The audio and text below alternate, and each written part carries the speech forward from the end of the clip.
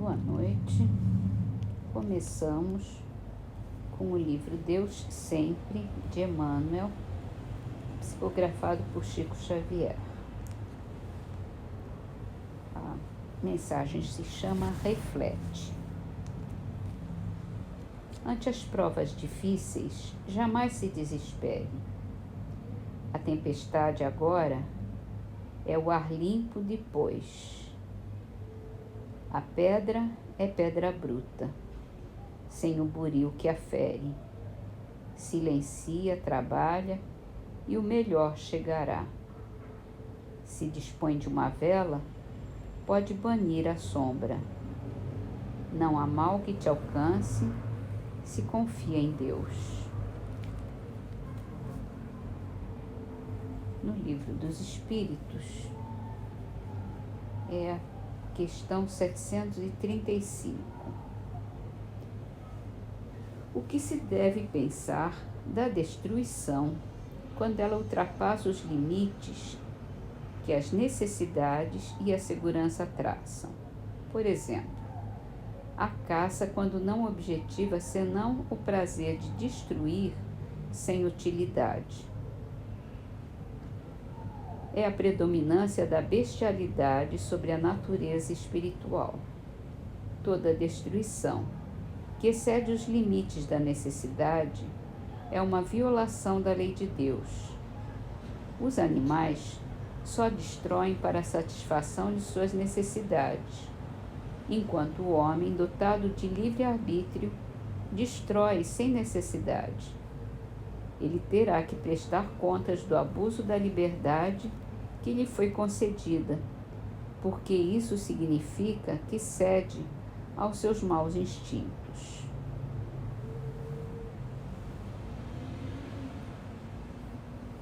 No Evangelho segundo o Espiritismo, a gente está lendo a introdução e a gente falou da última vez sobre a garantia do Espiritismo, que é por ser o ensino dos Espíritos. Então vamos continuar. Na posição em que nos encontramos, a receber comunicações de perto de 1000 centros espíritas sérios, disseminados pelos mais diversos pontos da Terra, nos achamos em condições de observar sobre que princípios se estabelece a concordância. Essa observação é que nos tem guiado até hoje e é a que nos guiará em novos campos que o Espiritismo terá de explorar. Porque, estudando atentamente as comunicações vindas tanto da França como do estrangeiro, reconhecemos pela natureza toda especial das revelações que ele tende a entrar por um novo caminho e que lhe chegou o momento de dar um passo adiante. Essas revelações, feitas muitas vezes com palavras veladas, têm frequentemente passado despercebidas a muitos dos que as obtiveram. Outros se julgaram os únicos a possuí-las, tomadas insuladamente. Elas para nós nenhum valor teriam, somente a coincidência lhes imprime gravidade. Depois, chegado o momento de serem entregues à publicidade, cada um se lembrará de haver obtido instruções no mesmo sentido. Esse movimento geral que observamos e estudamos, com a assistência dos nossos guias espirituais, é que nos auxilia a julgar da oportunidade de fazermos ou não alguma coisa. Essa verificação universal constitui uma garantia para a unidade futura do Espiritismo e anulará todas as teorias contraditórias. Aí é que no porvir se encontrará o critério da verdade. O que deu lugar ao êxito da doutrina exposta em O Livro dos Espíritos e em O Livro dos Médiuns foi que em toda parte todos receberam diretamente dos espíritos a confirmação do que esses livros contêm. Se de todos os lados tivessem vindo os espíritos contradizê-la, já de há muito haveriam aquelas obras experimentado a sorte de todas as concepções fantásticas. Nem mesmo o apoio da imprensa a salvaria do naufrágio, ao passo que, privadas como se viram desse apoio, não deixaram elas de abrir caminho e de avançar celeremente. É que tiveram o apoio dos espíritos, cuja boa vontade não só compensou, como também sobrepujou o mal-querer dos homens. Assim sucederá a todas as ideias que, emanando quer dos espíritos, quer dos homens, não possam suportar a prova desse confronto, cuja força a ninguém é lícito contestar.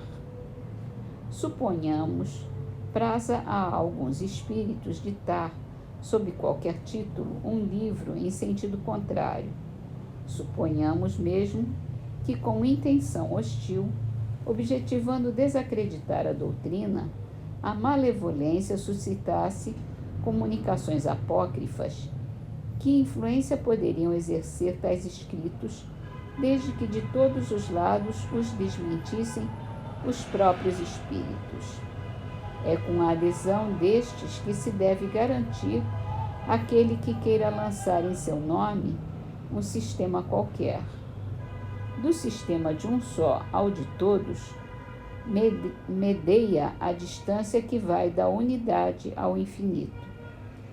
Que poderão conseguir os argumentos dos detratores sobre a opinião das massas, quando milhões de vozes amigas provindas do espaço se façam ouvir em todos os recantos do universo e no seio das famílias a infirmá-los?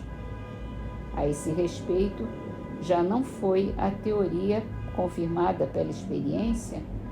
O que é feito das inúmeras publicações que traziam a pretensão de arrasar o espiritismo, qual a que nem lhe retardou a marcha? Até agora não se considera a questão, desse ponto de vista, sem contestação, um dos mais graves. Cada um contou consigo, sem contar com os espíritos.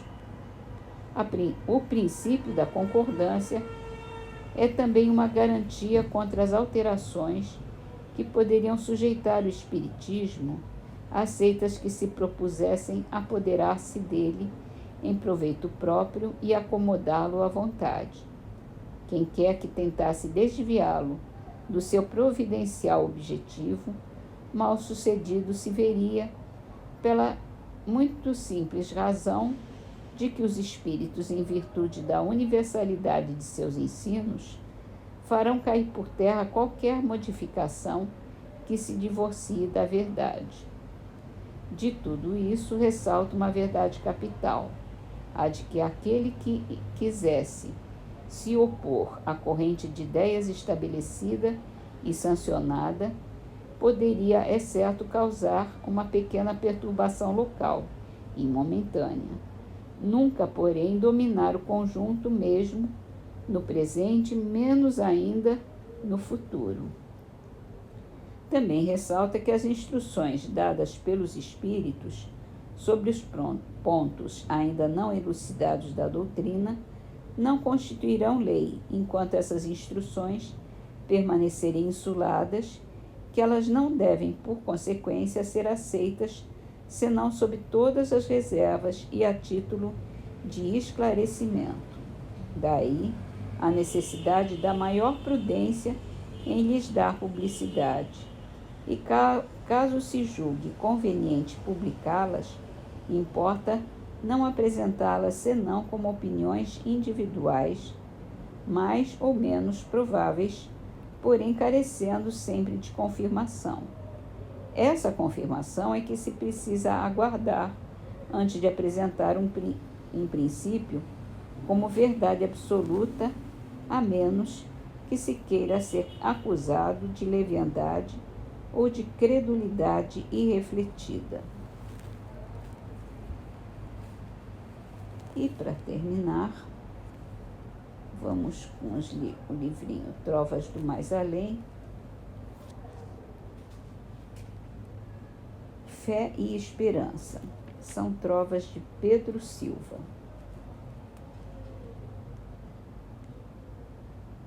Quem se eleva à glória humana pode alcançar apogeus, mas sobe caindo abaixo, se foge do amor de Deus.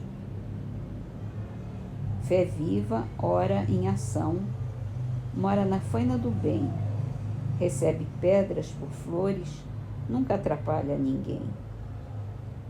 De toda a vida que vejo, a vida que não se cansa, é a vida que não se afasta do caminho da esperança.